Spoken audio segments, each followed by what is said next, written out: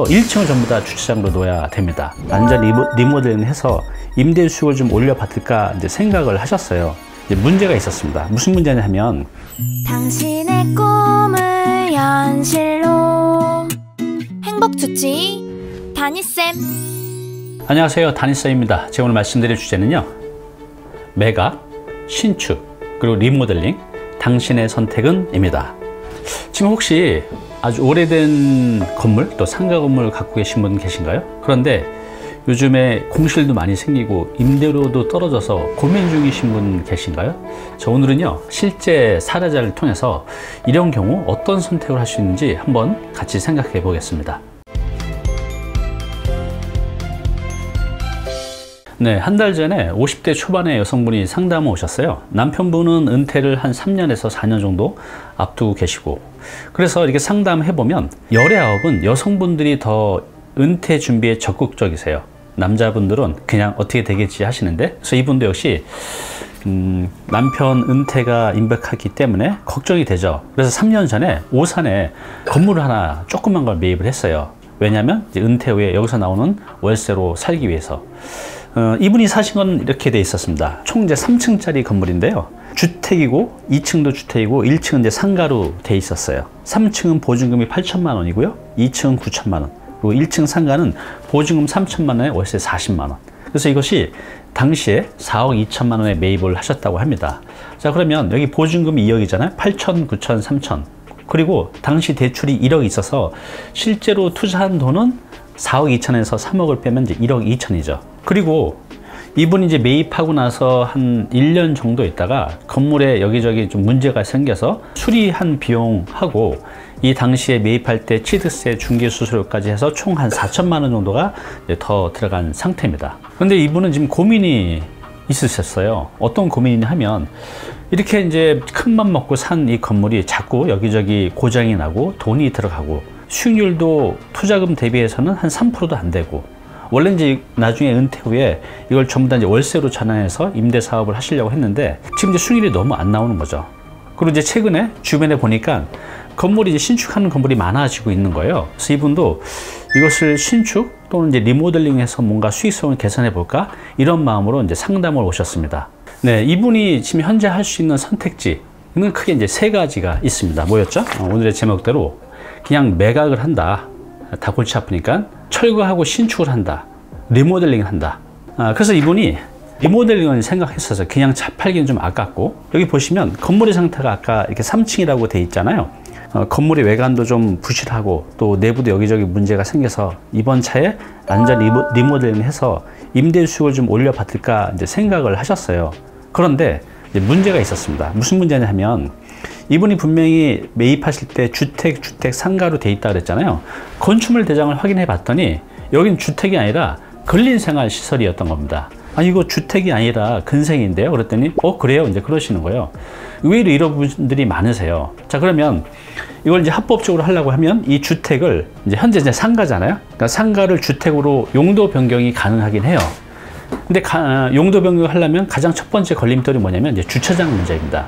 근데 이 건물의 바닥에는 주차를 할 수 있는 공간이 거의 없어요. 그러니까 현실적으로 용도 변경이 안 되죠. 그렇다고 이 불법 상태를 계속 유지하기엔 좀 그렇고, 그래서 이것은 용도 변경을 통해서 리모델링 한다는 것은 현실적으로 좀 불가능한 상황이었습니다. 네, 이분이 선택하신 이제 2번째 선택지는요, 신축이었어요. 이분이 왜 이제 신축을 생각하셨냐면, 주변에 신축이 지금 많이 하고 있었더라고요. 그러니까 신축 붐이 분 겁니다. 그래서 나도 한번 이번 차에 그냥 리모델링은 좀 찝찝하고 아예 신축을 해서 건물을 새로 한번 지어볼까 라고 이제 생각을 하셨던 것 같아요. 그런데 이것도 이제 문제가 있었습니다. 이분이 갖고 있는 땅 크기가 38평이거든요. 보신 것처럼 전면이 좁고 길게 돼 있어요. 이런 땅은 아무래도 정방형 토지보다는 신축했을 때 약간은 이제 불리합니다. 그래서 이제 사업성이 크게 나오지 않을 것 같았어요. 가설계를 해 봐야겠지만. 그리고 또 문제가 뭐냐면, 여기는 이제 건폐율이 60% 정도 돼요. 근데 예전에 건물은 옛날 건물이라 거의 한 80% 이상을 이제 차지를 하고 있었던 겁니다. 그러면 새로 짓게 되면 어떻게 되죠? 네, 건물이 더 작아져요. 그리고 또 하나의 문제는 뭐냐면, 예전에 이제 주차장법이 지금처럼 강화되지 않아서 주차장을 이제 안 놓거나 아니면 한두 대 정도로 해결이 됐던 시절이 있었는데, 지금은 주차장법이 더 강화돼서 1층을 전부 다 주차장으로 놓아야 됩니다. 그럼 어떻게 되죠? 네, 1층 상가가 아까 있었던 것이 다 날아가게 되는 거죠. 그럼 이제 사업성이 더 떨어지게 되는 거죠. 그래서 이러한 이제 상황 때문에 신축으로도 크게 사업성 개선이 보이지가 않았습니다. 네, 마지막 세 번째 선택지는요, 그냥 매각한다입니다. 여기 이제 보시면요, 이분이 갖고 있는 땅 모양이 이렇게 길게 생겼고, 바로 옆에 54평짜리 대지에 1층짜리 오래된 건물이 있었어요. 그래서 여기 이 땅의 주인이 이것을 이제 사시려고 작년부터 접선을 하셨던 것 같아요. 부동산을 통해서.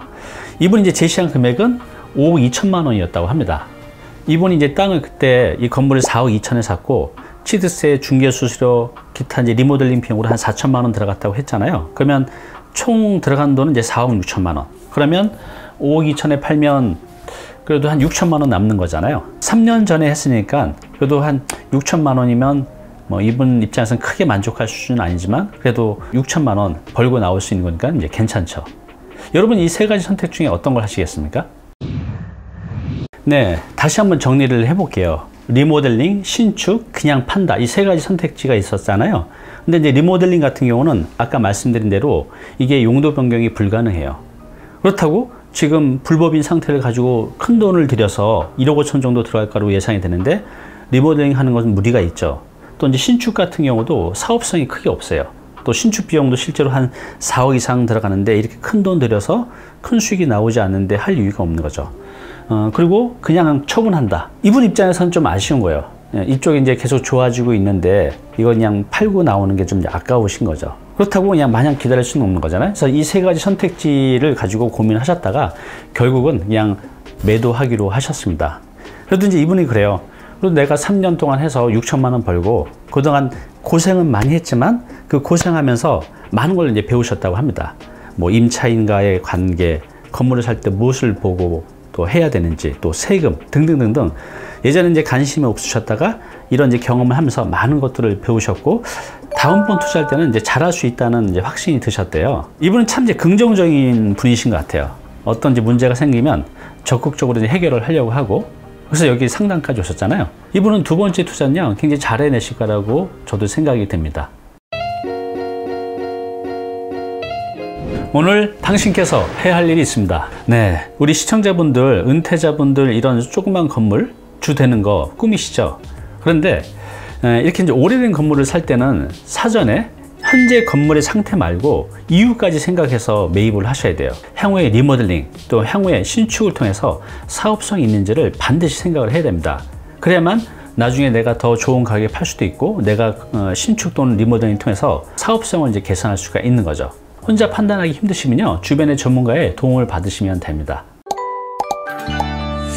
네, 부동산도요, 이렇게 보면 사람하고 똑같은 것 같아요. 이 사람도 나이가 들면 여기저기 병이 나고 또 약해지잖아요. 건물도 그래요. 건물도 연식이 오래되면 여기저기 부실해지고 또 고장도 나고 그렇죠. 근데 이런 것들을 적절하게 진단하고 개선을 하지 않으면 더 큰 문제로 이어지죠. 사람도 병도 그렇잖아요. 여러분들이 이제 부동산을 갖고 있다고 하면 가끔 진단을 통해서 문제는 있지 않는지, 또 있다면 이것을 어떻게 해결할지를 적극적으로 해 가셔야 됩니다. 그래야 내 건물을 건강하게 유지할 수가 있으니까요. 꼭 그렇게 하시기 바랍니다.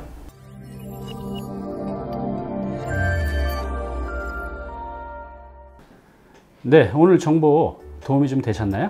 앞으로 이런 정보 계속 받아보실 분은요, 여기 구독 부탁드리고요. 그 다음에 오른쪽은 제가 추천하는 영상입니다. 꼭 한번 보시기 바랍니다.